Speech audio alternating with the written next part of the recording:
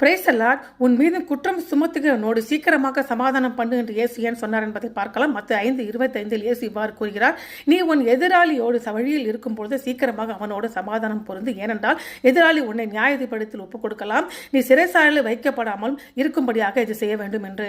இந்த போதனை இயேசுவின் மலைப்பிரசங்கத்தின் ஒரு பகுதியாகும். இங்கே அவர் நியாயப்பிரமாணத்தையும் இதய அளவிலான கண்ணோட்டத்தில் மறுபரிசீலனை செய்கிறார். உதாரணத்துக்கு, கோபம் தேவன பார்வையின் கொலைக்கு சமம் என்று கூறி தேவனை ஆராதிப்பதற்கு முன்பு மற்றவர்களுடன் நல்லிணக்கம் செய்ய வேண்டும் என்று அழைப்படுகிறார்.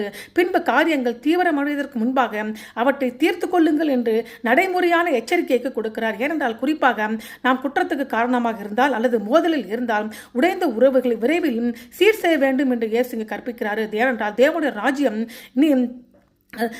ராஜ்யத்தில் நீதி என்பது நாம் வெளிப்புறமாக என்ன செய்கிறோம் என்பதை பற்றியது மட்டுமல்லாமல் அல்லது நமது இருதயத்தையும் நம்ம உறவுகளையும் பற்றியதாக இருக்கிறது. இயேசு வெறுமனே மனித நீதிமன்றத்தை இங்கே குறிப்பிடவில்லை. நாம் இங்கு எதிரியை நம்முடைய பாவ நடக்கைக்கு எதிராக தேவனுடைய நீதியான எச்சரிப்பை கூட குறிக்கிறது. ஏனென்றால் நாம் தொடர்ந்து பாவத்தில் இருந்தால் அல்லது மற்றவர்களுடன் முரண்பட்டால் நாம் தேவனின் சிச்சை அல்லது நியாய தீர்ப்பை எதிர்கொள்ள வேண்டும். நல்லிணக்கத்திற்காக யாராவது முதல் அடி எடுத்து வைத்தால் பல முரண்பாடுகளை தீர்க்க முடியும் என்று இந்த வசனம் நமக்கு சொல்லிக்கிறது.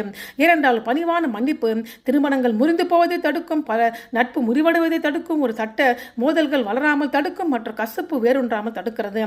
மற்ற நபர்கள் சமரசத்துக்கு தயாராக இல்லை என்றால் கூட, குற்றம் ஆழமானதாகவோ அல்லது சிக்கலாகவோ இருந்தால் கூட இது போன்ற சமயங்களில் நாம் இன்னும் நம்முடைய பங்கை செய்யலாம். ஏனென்றால் ரோமர் 12:18 இவ்வாறு கூறுகிறது, கூடுமானால் உங்களால் மட்டும் எல்லா மனுஷரோடும் சமாதானமாக இருங்க என்று.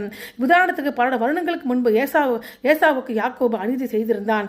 ஏசா தன்னை கொன்று விடுவான் என்று பயந்தார். யாக்கோபு சமாதானம் படுத்த முன்வந்து பரிசுகளை அனுப்பி தன்னை தாழ்த்தி ஏசாவுக்கு முன்பாக தலைவங்கினான். அப்போது ஏசா யாக்கோபு எதிர்கொண்டு போய் அவனை அணைத்துக் கொண்டான். இதனால் 20 நீண்ட ஆண்டுகளுக்கு பிறகு இரு சகோதரர்களுக்கு இடையே அமைதி திரும்பியது. ஆகவே நீங்கள் கோபமாகவோ அல்லது கசப்பாகவோ இருக்கிறீர்களா? நீங்கள் மன்னிக்க வேண்டுமா அல்லது மன்னிப்பு கேட்க வேண்டுமா?